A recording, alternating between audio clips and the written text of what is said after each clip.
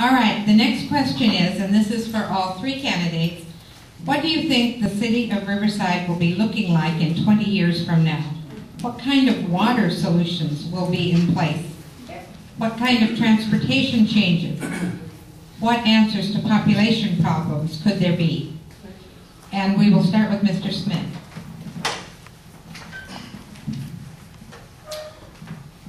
If our growth is properly planned, we can avoid most of, if not all, population problems as we grow over the next 20 years.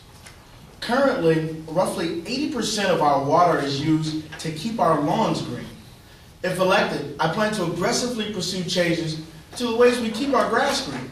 Artificial turf and desertscapes are just a few ideas that will be implemented to change how we use our available water. As for transportation changes, gas-powered vehicles will be a thing of the past, and our gas stations will be electronic service recharging stations. But our biggest changes, or shall I say, improvements, will depend upon how our economy develops. Our bigger and better freeways is not the answer. Reducing freeway traffic through local job growth is our only hope. But I think our biggest and greatest challenge over the next 20 years will be securing our past. Holding on to our cultural identity as a city can only be accomplished by keeping our heritage at the forefront of our decision-making process. As the council approves projects that will inevitably grow the size of our great city, we must always take into account what damage, if any, it will do to our citizens and our cultural heritage.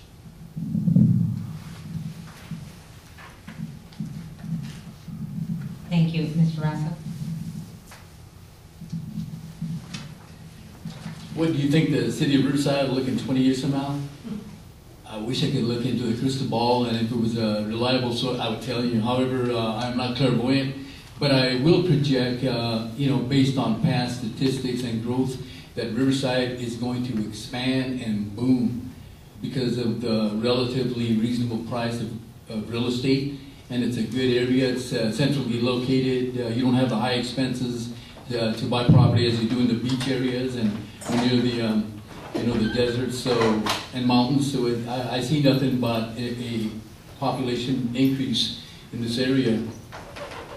For example, the kind of water solutions, I believe that in the future, the citizens, in an attempt to go green and to conserve the limited resources such as water, we're going to be relying and looking towards solar.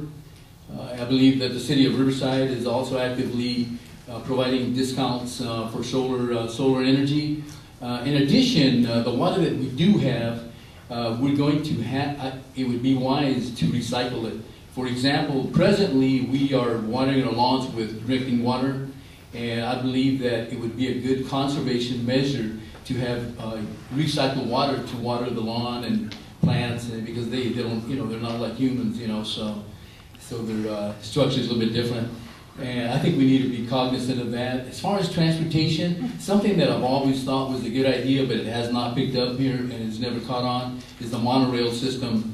For example, and when you go to, we've all been to Disneyland, and I can't see why cities have not adopted that, because as we all know, the 91 is a parking lot, but as we all know, we're cognizant of, in the middle of the freeway, the divide, there's a space where a monorail could be built and move people, people mover, like it's a model in Disneyland, and that would be something we should look at. Also, other forms of alternative energy. As far as the problems, solving the problems, I really don't see reproduction or human birth as a problem. I think it's necessary, but I believe that we should start planning ahead so that we can deal with the impact on the infrastructure and make sure that Riverside continues to prosper. Thank you. Thank you. And Mr. Blanchard. In terms of planning and planning for population growth, our General Plan 2025 says it very well. And we approved this plan about a year and a half ago. And it combines single-family dwellings with high-density or multi-level housing. And when you look down the University corridor, or you look down the Magnolia corridor, there's going to be opportunities there for multi-level housing for those who choose to live near a bus route or live near a shopping area. We've also taken some very preliminary steps in working together with the California High-Speed Rail. They are very interested in coming in through the city of Riverside, and we've designated a couple areas that I think they ought to look at. We've also began our preliminary thought or planning for our transportation hub, which will bring together a variety of buses and rail type transportation systems. Water, we're well ahead. We've already started planning for our water reclamation program by installing some of the purple pipe that you may see off to the side of the roads at some of our developments. In addition, our energy and our photovoltaic are programs that we encourage everybody to participate in. In addition, our public utility company, we just approved this 6 months ago, but we are going to be purchasing geothermal energy. Almost unheard of, rarely done in the United States, but Riverside will be one of the first cities to have geothermal power, which will be energy like anything else, energy efficient, clean energy that we will use to power our house. We have a variety of other things as to what is our population going to look like. It really depends on how we partner with our educational institutions. We need to prepare our children for the future.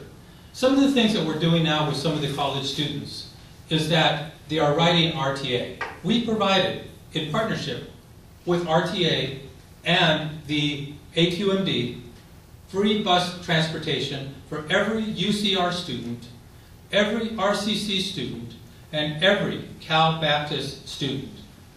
Right now, that program has been a tremendous success. Over 20,000, on the average, over 20,000 students from UCR travel on the bus every day.